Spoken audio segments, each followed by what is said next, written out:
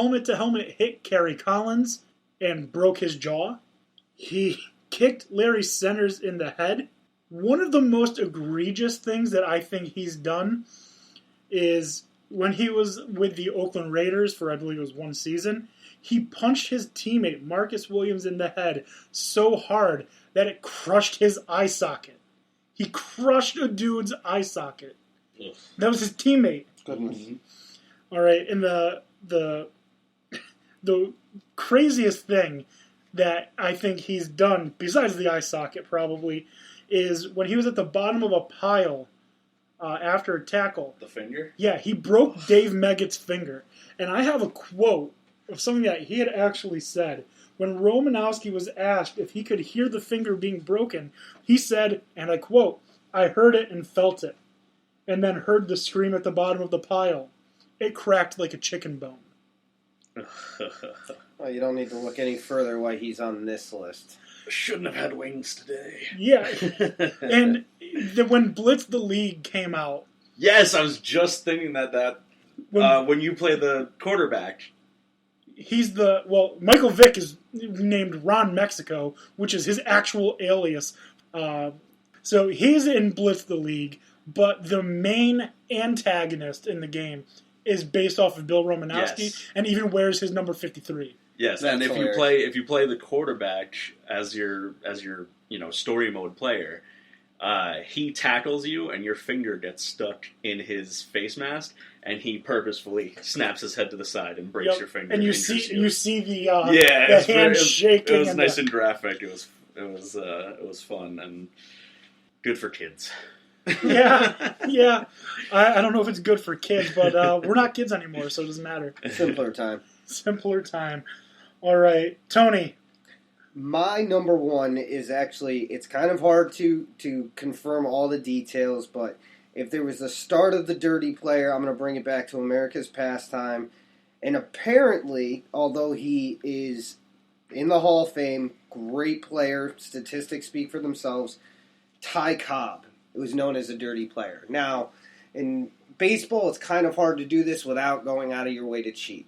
However, he was a person that was very much known for leading into the bag and with his cleats. There's reports that he would sharpen his cleats so that they would inflict the most damage. He was known for not even trying to throw out the base runner at the bag. He apparently would try and throw at the base runner to hit them. It's dodgeball, apparently. For him. Or not dodgeball, kickball. For him, yeah, that apparently is what it was. Yeah, I don't see the how are you trying to win? I think he was just trying to send a message. If you can hit a player... How dare you run the bases like you're supposed to? If you can hit a player, you can get him out. Now, on top of this, again, going back to Suarez, now, again, different time period, there does seem to be a couple stories about bigotry one way or another to whether it be African-American people who were at the grounds or worked at the grounds. It doesn't seem like he had any issues with African-American particular players because it seems like he hated any player he played against equally, so he didn't discriminate there. But there is also a story that, again, we don't know. I don't know how accurate this is, but he might have also been the first Ron Artest because apparently the story is he went into the stands to beat up a man for talking trash to him during a baseball game. So he kind of encompasses, aside from biting someone, which could have happened too, he kind of was the one that started all the dirty player. I've heard a rumor that not only did the opposing players hate him, his own team hated him. I heard that this was way back before there were free agents, before you could sign with whatever team you wanted. Mm-hmm. The team that he would play on, players would willingly give up part of their salary to offer incentives to trade him. I can't confirm that as true, as A, I didn't live then, and B, a lot of my sources are unreliable. It's hard to get a lot of information on him, but, I mean, a lot of this is coming from Smithsonian Magazine, other stories that were written at the time, so I don't know that there's really any doubt that he was doing some dirty stuff. It's the doubt to what extent did he really push this, and, I mean, why he would play a game with such anger, especially baseball. It seems hard to get angry during that. Yeah. It's hard enough to stay awake sometimes. Yeah. All right, so Ty Cobb it is. He just had a burning rage. Yeah, I think Ty Cobb is a good one. I didn't know we were going back that far. I thought a more recent one, my number one, is Tonya Harding. Yes. She was actually willing to commit a crime. Yeah, for those of you that don't remember her, because this was back in, 94? Yeah. Tonya Harding had either hired a goon or had an associate. She hired a goon. Yeah, I think she hired I think it was someone. 2 goons, but she hired someone. She hired them to go and break Nancy Kerrigan's leg. With a metal pipe. Yes, with a pipe. So not that JR's she could pipe. not JR's version of pipe. So that she could skate instead of Nancy Kerrigan, who was considered, her, better than her, and I think was going to probably win the gold that year. Most likely. Yeah, she was favored, and I believe she was worried that she wasn't going to be the center of attention, and in the most random act of desperation, had someone to break her leg. And that is about as dirty as you can get. Just hire someone to just maul what you consider your opponent, even though it's an individual sport. And if you were good enough, you could have just beaten her on merit. But no, let's instead hire a goon to break her leg. That's what I would do. It's pretty gangster for a little ice skater to make that move. I mean, that's out of a mafia hit. It was very effective. Stopping Kerrigan. Can't argue with that point. I'm not gonna lie. I've gotten Ndamukong Suh on retainer for when I need a dirty guy to go break a small woman's leg. Whoever might be, I don't discriminate.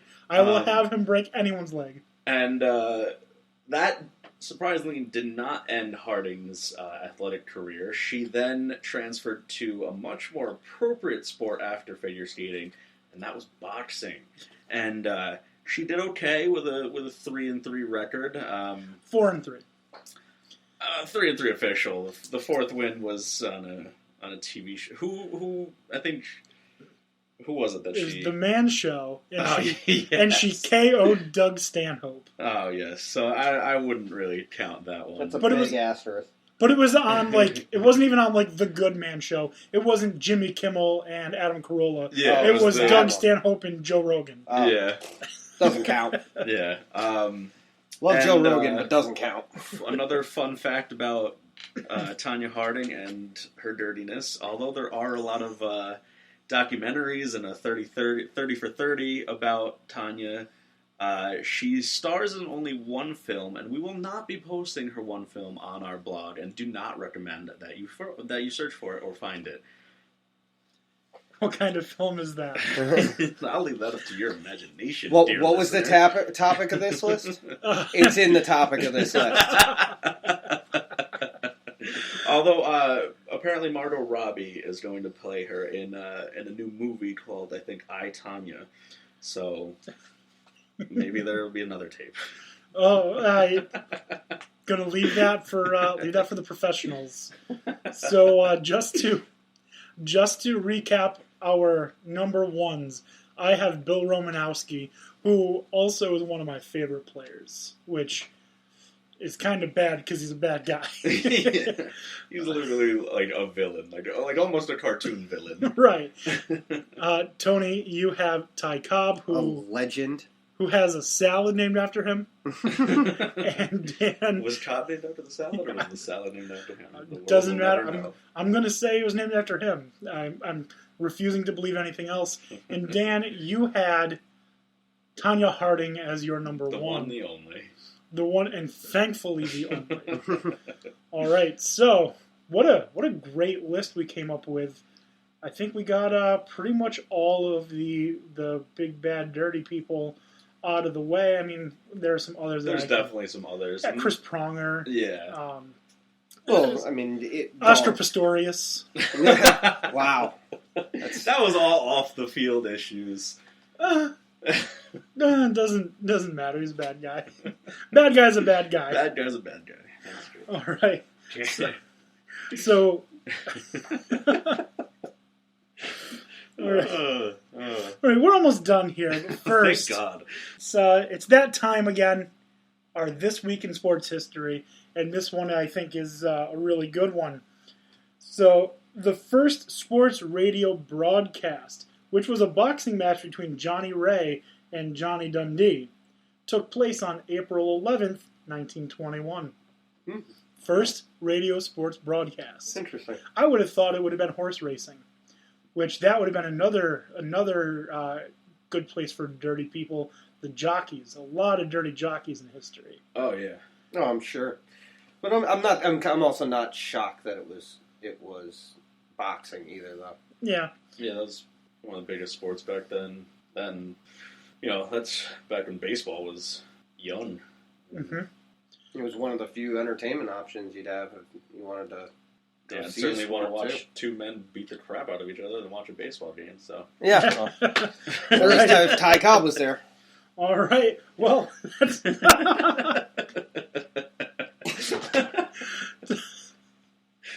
all right, guys. That's going to do it for us this week.